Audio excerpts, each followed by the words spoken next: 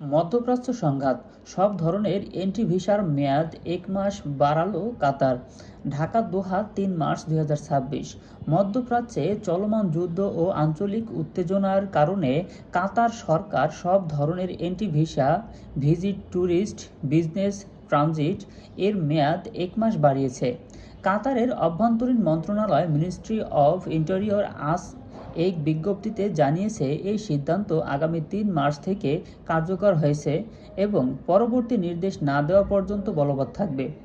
বিজ্ঞপ্তিতে বলা হয়েছে, যেসব ভিসা ২৮ ফেব্রুয়ারি থেকে ৩ মার্চের মধ্যে মেয়াদ উত্তীর্ণ হয়েছে বা হচ্ছে, সেগুলোর মেয়াদ স্বয়ংক্রিয়ভাবে ৩০ দিন বাড়ানো হয়েছে। নতুন ভিসা ইস্যু হওয়া বা পুরনো ভিসা রিনিউ করা সব ভিসার মেয়াদও ১ মাস বাড়ানো হবে। একই সুবিধা কাতারের বসবাসকারী বিদেশি নাগরিক, পর্যটক, ব্যবসায়ী এবং ট্রানজিট যাত্রীদের জন্য প্রযোজ্য। কাতারে আটকে পড়া বা ফিরতে না পারা যাত্রীদের জন্য বিশেষ সহায়তা ডেস্ক খোলা হয়েছে।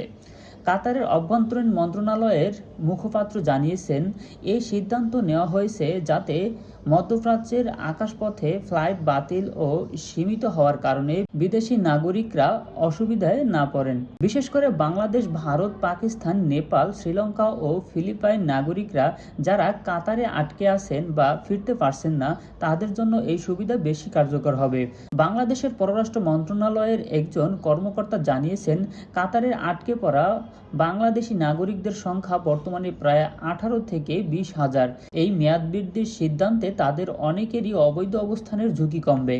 এদিকে কাতার এয়ারওয়েজ ও অন্যান্য এয়ারলাইন্স জানিয়েছে, তারা বিকল্প রুট তুরস্ক, পাকিস্তান, ভারত হয়ে ফ্লাইট পরিচালনা করছে, তবে টিকিটের দাম ৪০ থেকে ৭০% বেড়েছে। বাংলাদেশ দূতাবাস দোহা থেকে জানানো হয়েছে, আটকে পড়া বাংলাদেশিদের জন্য বিশেষ সহায়তা হটলাইন খোলা হয়েছে। যাত্রীদের পরামর্শ দেওয়া হচ্ছে যে, ভিসার মেয়াদ নিয়ে দূতাবাসের সঙ্গে যোগাযোগ করুন। ফ্লাইটের আপডেটের জন্য এয়ারলাইন্সের সঙ্গে সরাসরি যোগাযোগ রাখুন। অপ্রয়োজনে বিমানবন্দরে না যাওয়াই ভালো। সূত্র হচ্ছে কাতার অভ্যন্তরীণ মন্ত্রণালয়ের বিজ্ঞপ্তি।